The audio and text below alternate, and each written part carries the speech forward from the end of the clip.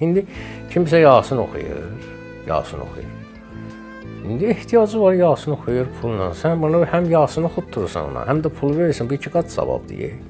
Bunun ehtiyacı vardı. Bu yaxçı var dövlət olsa gəlib bu günün altında, yağışının altında deyə qəbristanlıqda Yasin oxuması. Elə deyil.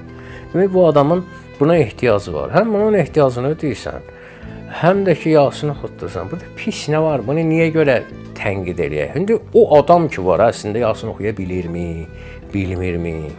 Artıq bu başqa mövzudur. O onun xalturasıdır. Və yaxud bu dindən bu adam pul qazanmaq üçünmü istifadə eləyir? Bu yeri gələndə sənin də problemindir. Elə adam olğunla ki, mütəxəssisi tanıya biləsən. Ən azından. Özünün də anlayışı. Bəli.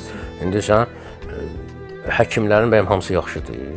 Yaxşılarından uzaq. O da fırıldaq həkim var ki. Bu sənin problemindir. Get axtar, araşdır, iş və məsuliyyətlə yanaş. Mütəxəssisi tap ki, ona müraciət elə. Bu da həmçinin.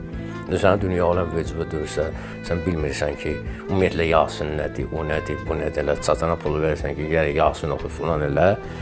O da düşür elə bir adam ki, fırıldaqçı, axıda bunu at götürüb dinin üstünə niyə atırsan ki? Din nə deyir ki sənə? Oxutdurma Yasin, dünya dağılacaq. Yasin oxutdurursan, dava niyə eləyirsən bəylə? Oxutursan, oxutdurmursan, özün bilərsən, vacib əməldir, buna görə cəhənnəmə gedib düşməyəcəksən, burada heç bir problem yoxdur. Amma bunu götürüb o formaya salırsan ki, pulla Yasin oxuyarlar, məsəl üçün falan. Oxutduğunu özün oxuy. Ya da elə bir dostun olsun, elə bir yaxının olsun ki, sənin doğrudan da o getsin səninlə oxusun, pulsuz oxusun. Sən nə o varındır, nə bu varındır, bu birisini də bəyənmirsən. Adama deyərlər, nə vacibdir oxutdurma yenə. Harada yazılır ki, mütləq Yasin oxutdurmalısın. Oxutdurma. Sən bu təfəkkürlə, bu əqidə ilə sən oxutdurduğun Yasin də olacaq, adama deyərlər.